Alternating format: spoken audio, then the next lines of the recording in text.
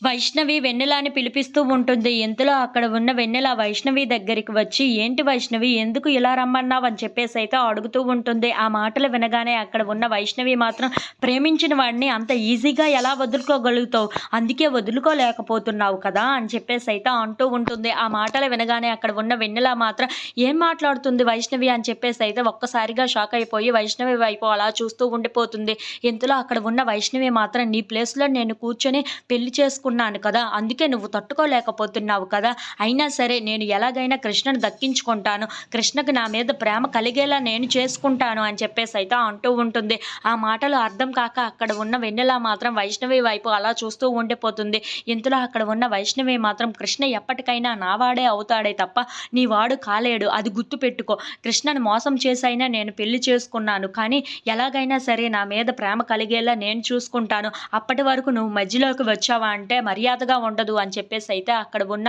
వెన్నెలను బెదిరిస్తూ ఉంటుంది. ఆ మాటలు వినగానే అక్కడ ఉన్న వెన్నెల అయితే చాలా భయపడుతూ, బాధపడుతూ ఉంటుంది. రాజశేఖర్ నందిని దగ్గరికి వచ్చి, "నీకో ముఖ్యమైన విషయం చెప్పాలి" అని చెప్పేసైతే అంటూ ఉంటాడు. ఆ మాటలు వినగానే అక్కడ ఉన్న నందిని, "ఏంటి అని అది చెప్పండి త్వరగా" అని చెప్పేసైతే అంటూ ఉంటుంది. ఇంతలో అక్కడ ఉన్న రాజశేఖర్ మాత్రం, "నీకో ముఖ్యమైన విషయం చెప్పాలి. అది ఏంటంటే అక్కడ కృష్ణని పెళ్లి చేసుకున్నది వెన్నెల కాదు వైష్ణవి" అని చెప్పేసైతే అంటూ ఉంటాడు. ఆ మాటలు వినగానే అక్కడ ఉన్న నందిని అయితే ఒక్కసారిగా షాక్ అయిపోయి, ఇది ఒక్కసారిగా నవ్వుతూ, "ఏంటి మీరు చెప్తుంది నిజమా? ఏం జరిగింది?" అని చెప్పేసైతే అడుగుతూ ఉంటుంది.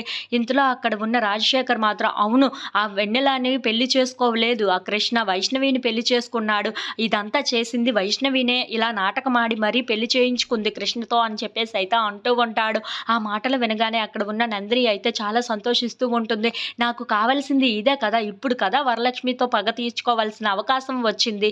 నేను గాని ఈ విషయం ఎప్పుడు కావాలంటే అప్పుడే తెలియచేసి ఆ వరలక్ష్మి మీద పగ ఎలాగైనా సరే తీర్చుకోవాలి" అని చెప్పేసైతే చాలా సంతోషిస్తూ వాళ్ళ నాన్న వైపు అలా చూస్తూ ఉండిపోతుంది. If you like this video please subscribe.